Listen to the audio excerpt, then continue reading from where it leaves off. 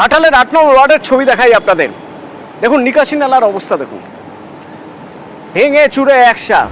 কি মনে হয় অনেক দিন ধরে কোনো সংস্কার করা হয়নি বলে? মাত্র 10 দিন বয়স এই নিকাশি নালার। 10 দিন আগে নিকাশি নালা তৈরি হয়েছে, আর 10 দিনের মধ্যেই যা আপনি দেখছেন এই হাল। সুকান্ত প্রতিনিধি আমার সঙ্গে রয়েছেন ঘাটাল থেকে। সুকান্ত, 10 দিনের মধ্যে এই হাল কি করে হয় নিকাশি নালার?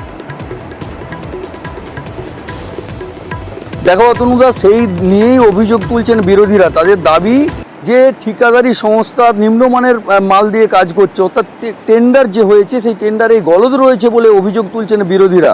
ঘটনাটি পশ্চিম মেদিনীপুর জেলার খড়ার পৌরসভার 8 নম্বর ওয়ার্ডে। তোমাকে জানিয়ে রাখি অতনুদা, এই 8 নম্বর ওয়ার্ডে যে হাইড্রেন, সে হাইড্রেন তৈরির কাজ এখনো চলছে। যে জায়গাটি ভেঙে গিয়েছে, অর্থাৎ নিকাশি নালার বা হাইড্রেনের যে গার্ডওয়াল ভেঙে পড়েছে, সেটি 10 দিন আগে তৈরি হয়েছে বলে এলাকার মানুষ জানাচ্ছেন। আর সেই 10 দিনের যে ড্রেন তৈরির কাজ, সেই গার্ডওয়াল ভেঙে পড়েছে। পড়ার ফলেই আমরা যোগাযোগ করেছিলাম ওই 8 নম্বর ওয়ার্ডের কাউন্সিলরের সাথে। তিনি অবশ্য জানিয়েছেন যে ঠিকাদারি সংস্থাকে জানানো হয়েছে যাতে করে আবার নতুন করে ওই গার্ডওয়াল তৈরি করে দেওয়া হয়।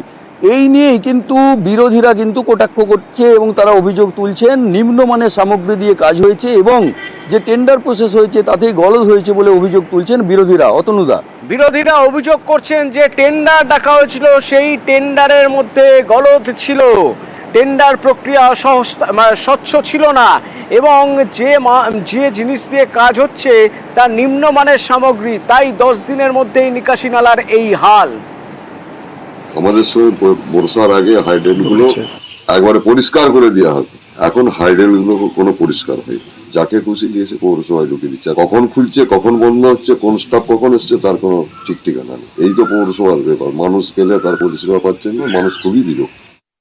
যে কোনো টেন্ডার পাস হচ্ছে আমরা বিরোধী দল এসে জানতে পারছি না। এসব ইট বালি টঞ্চিপ দেওয়া হচ্ছে, আমার মনে হয় নিম্নমানের জিনিস দেওয়া হচ্ছে, যার জন্য আজকে ভেঙে পড়ে গেল। টাকা দুর্নীতি হয়েছে বলছে। হতেই পারে, মিথ্যে কথা। সমস্ত দরপত্র করে টেন্ডার করেই কাজ শুরু হয়েছে। যেই ঠিকাদার সংস্থা কাজ করছিল তার মালিককে আমি ফোন করি, উনি যথারীতি জানান যে ড্রেনের পাশে যে মাটি জমেছিল সেই মাটি চারাতে গিয়ে ড্রাইভারের অপারেটরের বলে জেসিবির যে সুর আছে সেই সুরটা লেগে গিয়ে টানা হয়ে গেছে। তার ফলে এই ঘটনা ঘটেছে। ঠিকাদার সংস্থাকে বলি ওটাকে পুনর্নির্মাণ করে দিতে হবে, কারণ সরকারের টাকা কোনোভাবে অপচয় করা যাবে না।